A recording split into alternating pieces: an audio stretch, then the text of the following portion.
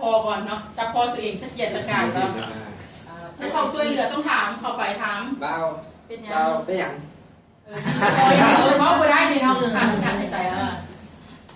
ไอเบิ้งน้องบอกลองไอเบิ้งไอก็บ่ออกเนาะเพราะว่ามันตันไปเลยเนาะมันบ่มีเสียงเรียกว่าบ่มีลมเข้าเนาะคุณหลังจากนั้นเข้าไปช่วยแล้วโดยการเอาตีนเบื้องหนึ่งเบื้องขวาก็ได้เนาะคัดเพื่ออย่างเพื่อบ่ให้เราล้มเนาะบางเทื่อกระเจ้าขาดอากาศหายใจมันด่วนละมันเฮ็ดให้กระเจ้าเมื่อยเรือหมดสติใจเนาะแล้วมืออีกเบื้องหนึ่งคัดแขนคนเจ็บจับคอตัวเองแล้วคัดแขนคนเจ็บจับนี่จับแขนบอกคนเจ็บก้มลงตบอยู่ระหว่างกลางหลังเนาะใส่มือมาตบแห้งสมควรเนาะแค่ตบได้เบื้องเด้อเนาะเห็นว่าทุกคนบอเจ้าตบหัก1 2 3 4 5ตบอีกคันบ่ออก1ตบจนกลัวสิออกกรณีเราใช้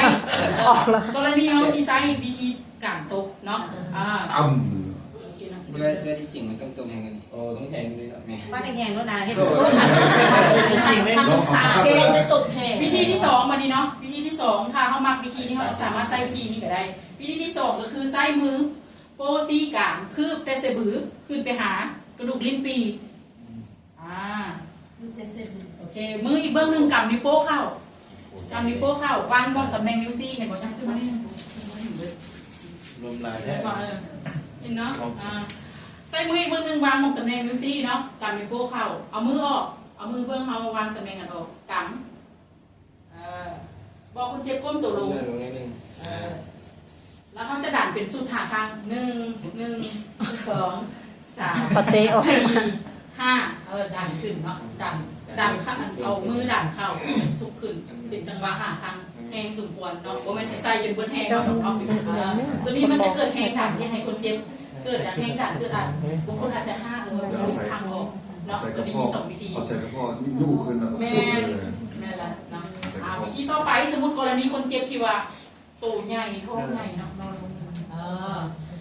บางคนเขาบอกว่าอาจจะเป็นคนต่างประเทศบหรือว่าคนลาวที่แบบตูใหญ่ๆเนาะเขาก็ต้องสมมติเขาจะสรุปลงหรือว่าเป็นแม่มารแต่ไรเนาะเข้าไปหาคนเจ็บนี่ขาคนเจ็บ2เบื้องใหญ่ก็ได้น้องมีขาคนเจ็บเบื้องเอาขาสอดเข้าสอดเข้าคุกเข้าลงวางตำแหน่งคือแบบเก่าโปซีกางนี่ขาเวลาเขาดักแล้วคนเจ็บจะโบ